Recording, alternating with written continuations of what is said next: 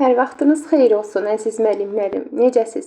Sizə atdığım başqa bir sualın izahını çəkirəm. Tangens alfa bölünsün 2 3-ə bərabərdir. Sinus alfa və kosinus alfanın ifadəsinin qiymətini tapın. Yenə deyirəm, qaydaları yaxşı bilsəz, düsturları yaxşı bilsəz, bu suallar sizə çətin gəlməz, düz deyilmi? Sinus alfa Naxçıvanda keçirilən 12 aprel sınağından digər sualın izahıdır. Tangens alfa bölünsün 2 1 üzərinə gəlsin tangens kvadratı alfa bölünsün 2. Sinüs alfanı hesablamaqdan ötürü. Kosinüs alfanı hesablamaqdan ötürü 1 minus tangens kvadratı alfa bölü 2. 1 üzərinə gəlsin tangens kvadratı alfa bölünsün 2. Sadəcə düsturda yerinə qoyursuz hesablayırsınız da. Burada nə var ki? Gəlin baxaq.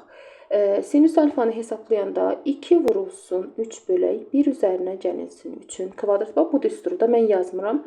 6 bölünsün 1 üzərinə gəlsin 9, bu da eləyəcək 0,6. Bizdən digər də lazımdır. Kosinüs alfanı da hesablayanda 1 minus 3-ün kvadratı 1 plus 3-ün kvadratı.